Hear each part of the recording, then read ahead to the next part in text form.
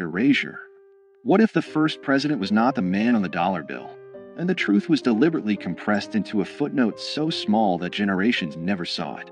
Because before George Washington placed his hand on the Bible in 1789, another man had already held the title of President of the United States. His name was John Hanson, and the fact that most Americans have never heard that name is not an accident. It is a story of constitutional confusion, political myth-making, and the deliberate shaping of national memory. To understand how this happened, you have to go back to a time before the Constitution, before the polished republic, back to a fragile confederation stitched together by war.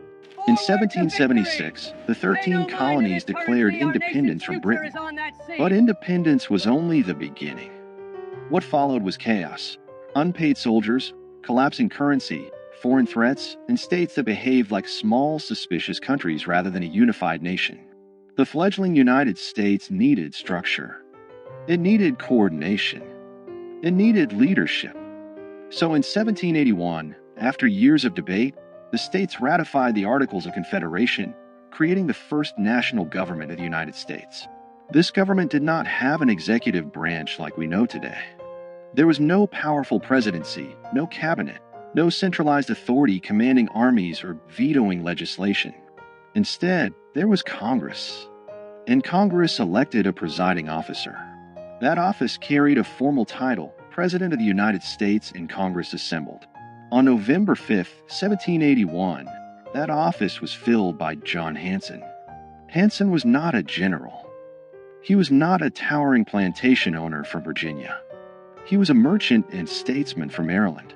But when Congress selected him as its presiding officer, he became by title President of the United States. This was not symbolic. Under the Articles of Confederation, Congress was the national government. There was no separate executive. The President of Congress signed documents, corresponded with foreign powers, oversaw administrative matters, and in many ways embodied the leadership of the nation. Hanson served a one-year term. During that time, the Revolutionary War was still underway.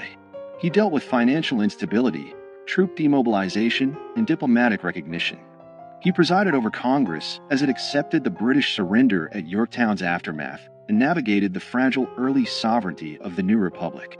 And yet his name is rarely mentioned outside specialized historical discussions. Why?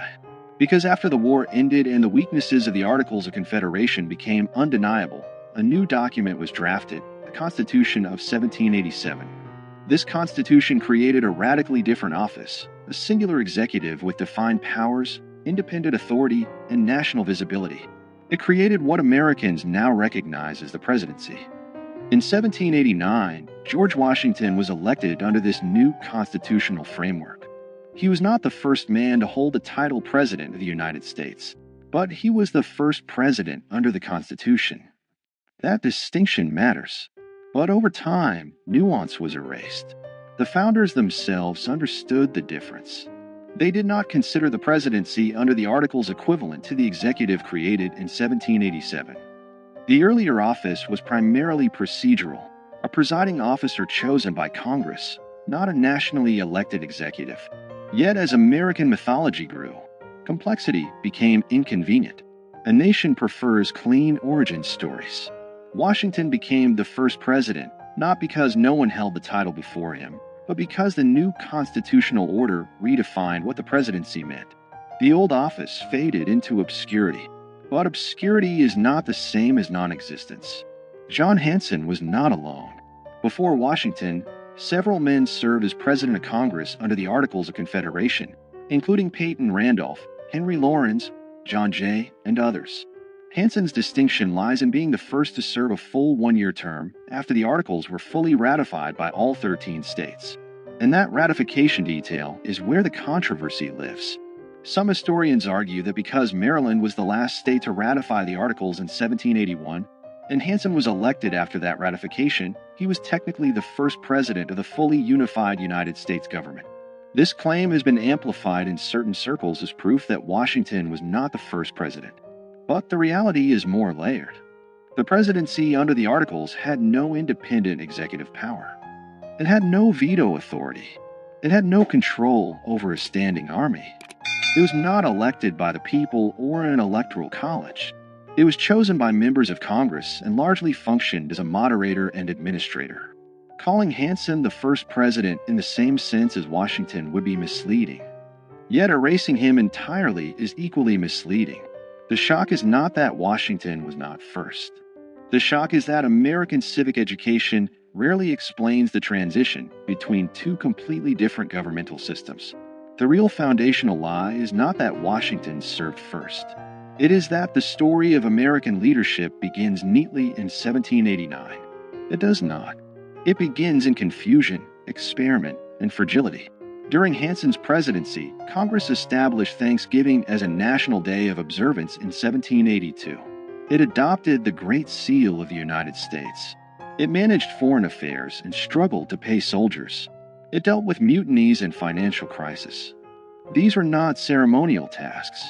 They were existential. Yet when the Constitution replaced the Articles, the previous system was treated almost like a draft that never counted. The national memory pivoted hard toward the stronger executive model, and the earlier presidents of Congress became historical footnotes. Why would a nation simplify its own origin? Because power shapes narrative. The Constitution was framed as a corrective to weakness.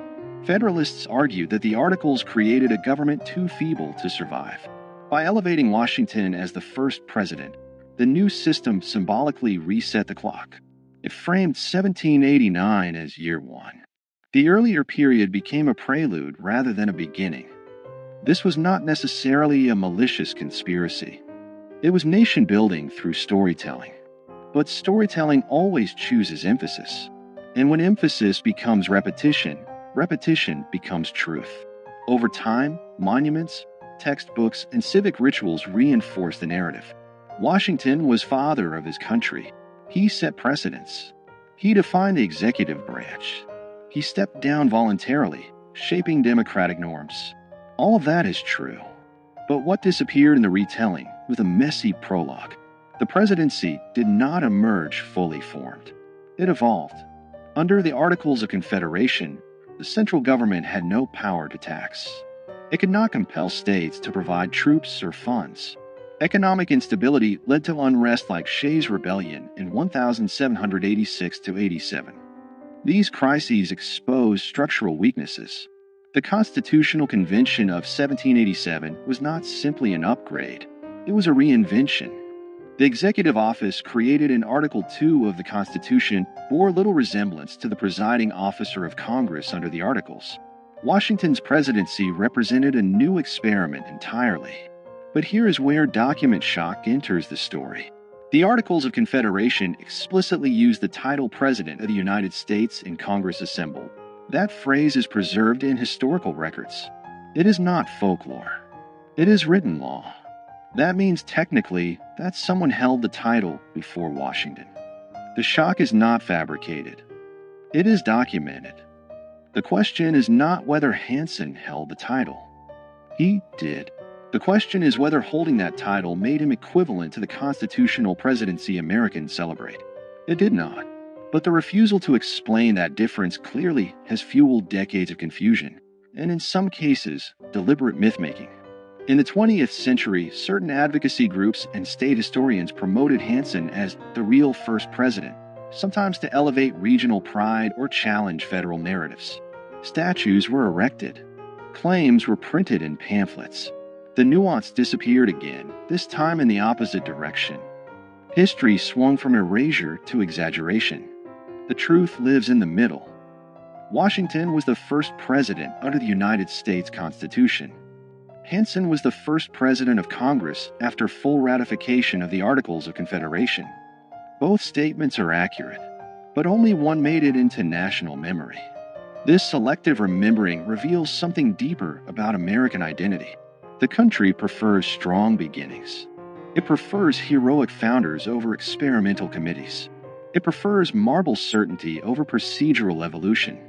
And so the fragile Confederation years are compressed into a blur between 1776 and 1789. That compression has consequences. When citizens believe their institutions sprang into existence fully formed, they misunderstand how governments evolve. They lose sight of how constitutional design responds to crisis. They forget that American democracy was not inevitable. It was negotiated, revised, and sometimes nearly abandoned. John Hanson's obscurity is not a scandal in the sense of conspiracy. It is a symptom of how nations curate memory. But in a broader sense, it does change everything. Because if the first chapter of the presidency has been simplified, what else has been streamlined for comfort? What other transitions have been flattened into clean narratives? The early republic was unstable. The Articles government was weak by design. Many Americans feared centralized authority after living under British rule. The pendulum swung towards state sovereignty, and then swung back when that model proved insufficient. Washington's presidency did not emerge from triumph alone. It emerged from failure. Understanding Hanson's role forces us to confront that failure. It reminds us that the United States had a first attempt at national government that did not work as intended. It reminds us that the presidency itself was born from revision. And it challenges the idea that history is a straight line. If Hanson is remembered only as a trivia question, was Washington really first? The deeper lesson is missed. The deeper lesson is institutional transformation. The presidency Americans know today is not static. It has expanded dramatically since 1789. Executive power has grown through war, legislation, judicial interpretation, and precedent. From Washington's cautious leadership to the sweeping authority exercised during the Civil War under Abraham Lincoln, to the global executive power of modern administrations, the office has continuously evolved. Recognizing the earlier presidency under the Articles reveals that evolution in its earliest stage. It shows that titles alone do not define power. Structures do. And structures can change. In the end, the accusation embedded in this story is not that America lied about Washington. It is that America simplified itself. It presented a polished origin instead of a complicated birth.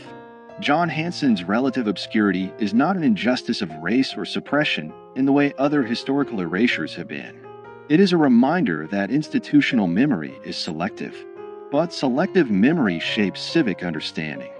When citizens learn that there was a president before Washington, even if only in a different governmental form, they are forced to reconsider what first really means. They are forced to look closer. And when people look closer at their foundations, they often discover cracks, not fatal ones, but human ones. That discovery does not weaken democracy. It strengthens it.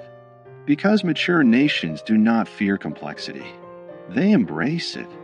America's first president was hidden, not in a secret archive, not in a burned document, but in the quiet margins of a transitional government that did not survive. And understanding that hidden chapter changes everything about how we see beginnings.